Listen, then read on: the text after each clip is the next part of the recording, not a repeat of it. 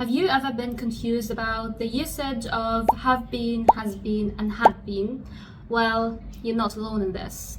Have been, has been, had been is one of the most confusing grammar rules that every English student ever faces. Well, in today's video, we're going to break it down, make it super simple. You're going to be using have been, has been, had been like a pro. I'm going to give you a hint about what we will talk about today because it's going to be a bit of a long video.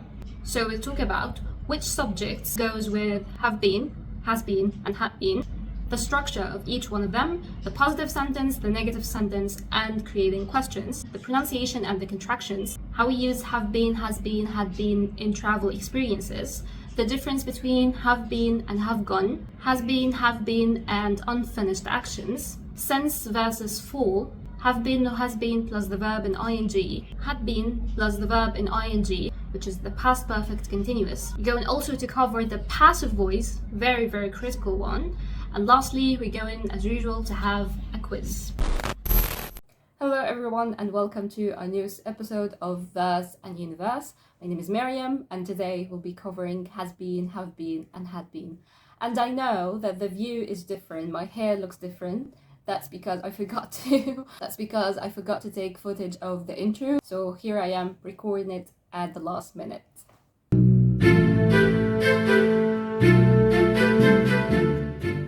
First things first, let's start with the basics. The choice between have, has, and had depends entirely on the subject that you're using. So, are, you, we, they, plural nouns, they go with have been. So I've been, you've been, we've been, they've been, the books have been.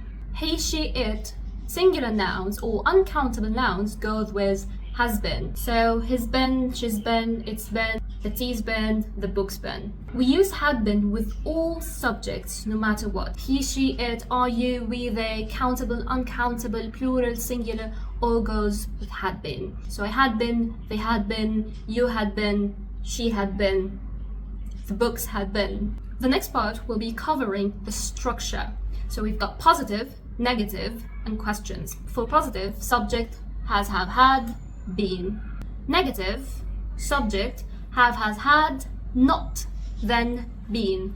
Be careful, some people add the not after been, which is incorrect. You have to add the not between have, has, had, and the been. For the question, we're going to invert the subject with have, has, had. So, has, have, had, then subject, then been, then the rest of the question.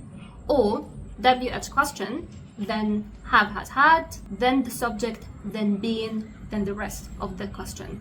Now let's sound natural and cover pronunciation and contractions. Before that, how do we say this word? Is it been or been? People tell you that been is incorrect and you should say been, but I'm here to surprise you, both are actually correct. Feel free to say been or been, or even mix between them. I sometimes do that. Both are completely correct. Now, let's talk about subjects. So you have, you've, they have, they've, I have, I've, we have, with, she has, she's, he has, his, it has, its. For had been, the contraction is d.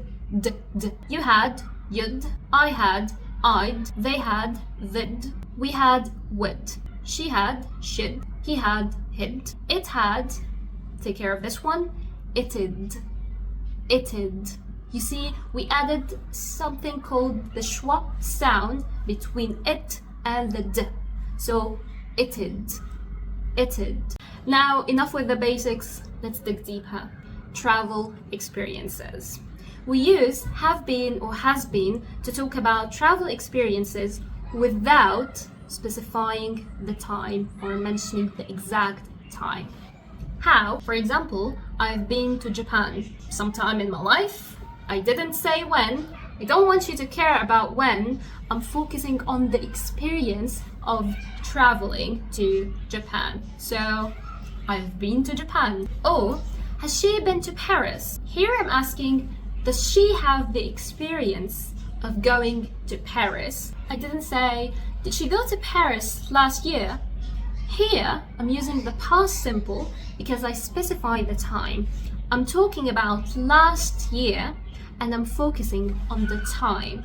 But if you're using has been or have been to talk about travel experiences like she have been to Japan, then you're focusing on the experience. Another example, we haven't been to Egypt yet. We don't have that experience.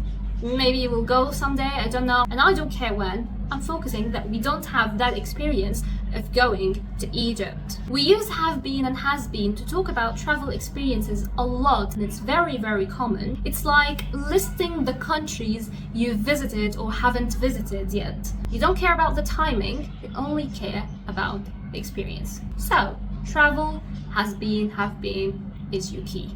Now, what's the difference between have gone and have been? That's a tricky one, and I like to use that a lot with my students. Have been to Japan, have gone to Japan. It's the same, but it's not. Have gone means that you went to that place and you didn't return yet. On the other hand, have been or has been means that you went to a place and you did return. So, Sarah has gone to the store. That means that Sarah went and she's not back yet. Or Sarah has been to the store. That means she went and she came back. Next part, have been, has been to talk about unfinished actions. They are actions started in the past and they're still continuous until now. I've been a teacher since 2010. I'm lying, I was 9 back then. So, I have been a teacher since 2010. It means that the starting point was in 2010, and now in 2025, I am still a teacher. Or he has been sick for 3 days. That means he was sick 3 days ago, he's still sick until now. So the action is not finished, it's still connected to the present. Now, since and for. There is a golden rule for that that's gonna make it super easy for you so you don't confuse those two again. Since is the starting point of something, for is the duration. So we use since with the starting point of something that it's unfinished and it's still continuous until now. So, the example we said, I've been a teacher since 2010, or since last year, things have changed for me. It's not always about timing as well. You can say, since I was a child, I've always liked pizza. It's not like 2010 or a specific year, it's about the starting point of something. So, since I was a child, I've always liked pizza. We use for to talk about the duration of the unfinished action. So the example we used, I've been sick for 3 days. It's like for 3 hours, for a week, for a whole day, for 10 years. We don't specify when did that started, but I just say the whole duration of that thing. And don't forget, it's still ongoing. Just ask yourself, is it when? Use since. If it's how long, use for. Now let's make it more active. More than that, we're just getting started. So far, we've been talking about has been, have been with nouns or adjectives like she's been busy, he's been a pilot. What about verbs and actions? Here comes the second monster of the English tenses, the present perfect continuous. Who's the first? We will know that in a few minutes. We use have been, has been, plus the verb in ing, which is the present perfect continuous, for two main reasons. Number one is for an action that started in the past and still continuous. Now wait a minute. Wait a minute. Who are you? You just said that we use have been and has been to talk about unfinished actions. Now you're saying that the present perfect continuous, which is has been, have been, plus the verb in ing, has the same use. What's the difference? I know, it's confusing, but now remember when we were talking about the travel experience, so we don't specify the time with has been and have been, but we focus on the experience. Now with has been and have been plus the verb in ing, we focus on the action that was going. For example, I've been gardening all morning. That means I started gardening in the morning, I'm still gardening now, or I'm full of debt, so it has a result on me. The focus here is on the ongoing activity that took me all morning. Now, the second use is to talk about a recent ongoing action that has a visible result in the present. Now, this is a very important key. We use it to explain why something is the way it is. What do you mean by that? For example, why are you dirty? Because I've been gardening all day. I saw that he's dirty. There's dirt on his clothes and on his face and on his hands. The action of gardening is the reason why he appears like that and he has dirt on his body. Now, let's do a quick comparison between the present perfect simple and the present perfect continuous.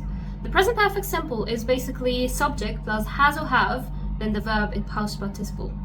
Present perfect continuous, subject, has or have been, then the verb in ing. Take a look at those two examples. 1, I have planted those 10 flowers.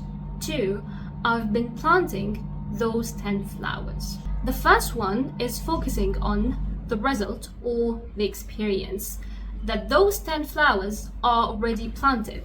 In 2, I've been planting those 10 flowers here focuses on the ongoing action that I've been planting. So basically, if you want to talk about the result of something, use present perfect simple, or if you want to talk about the something that you've been doing or an ongoing action, then use the present perfect continuous. It's only about what do you want the other person to hear or focus. Now it's time to level up a little bit and talk about monster number 1, the past perfect continuous. Basically, we use had been plus the verb in ing to talk about one ongoing action in the past that was happening before another past action happened.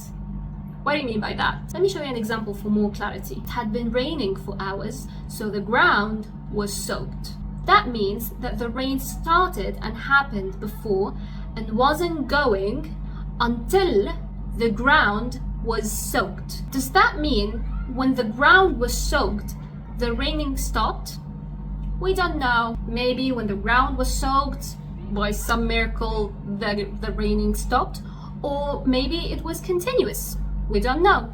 But we do know that the reason why the ground was soaked is because there was raining before. To summarize, it's basically the past of the past. We use it to tell stories to give background information. So the ground was soaked, that's past, and what's past of the past is the raining. Now let's talk about one of the most common and confusing usages of have, has, and had been, which is the passive voice. We basically use the passive voice when we want to focus on the action or the object without focusing on who did it. The structure is basically subject, have, has, had, been, then the past participle. Now we use have or has been plus the past participle to talk about actions happening in an unfinished time period or with a present result. For example, the car has been fixed. The focus here is on the object, which is the car, and we don't know or don't care about who fixed it. We just focus on the car is being fixed. Oh, my phone has been stolen. I'm focusing on the result here that my phone is stolen. We don't want to focus on who stole it, we want to focus on the action itself. Now we use had been plus the past participle to talk about actions that happened in the past before another action. For example, he was nervous because his job had been given to someone else. So that means that the job was given away before his nervousness. Now, my friend, it's quest time. I'll show you a sentence with a blank. Your job is to choose between has been, have been, or had been. I'll give you 5 seconds and then I'll reveal the answers. Ready? Number 1, she, interested in science since she was a child.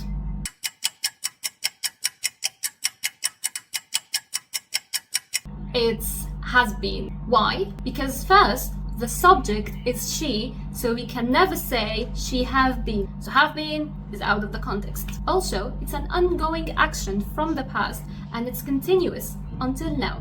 She's been interested in science since she was a child and she's still interested in science until now. Number 2, when we arrived at the party, most of the food eaten already.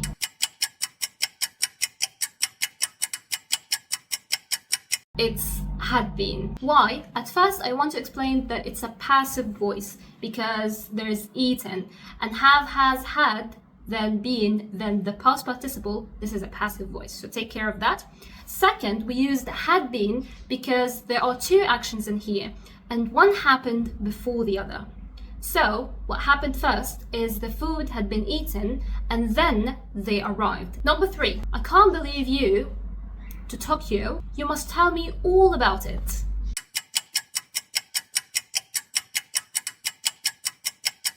It's have been. Why? First of all, the subject is you, so definitely we're not going to choose has been. Also, we're talking about Tokyo, and Tokyo is a travel experience. So here we're going to use have been or has been. Number 4, he working there for 5 years before he got his promotion.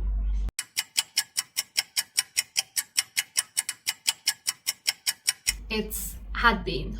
Why? Because it describes two past actions. One of them happened before the other. So he's been working at that place for quite some time and then he got a promotion. That's why it's had been. Number 5, we waiting for an hour before the bus has finally arrived.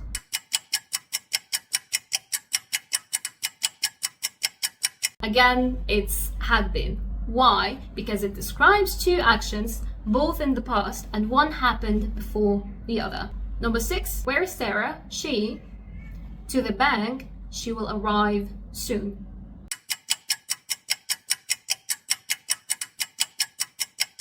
And the answer is none. All of them are wrong. How? Let me explain. Now first, we know that have been is out of the context because it's a she.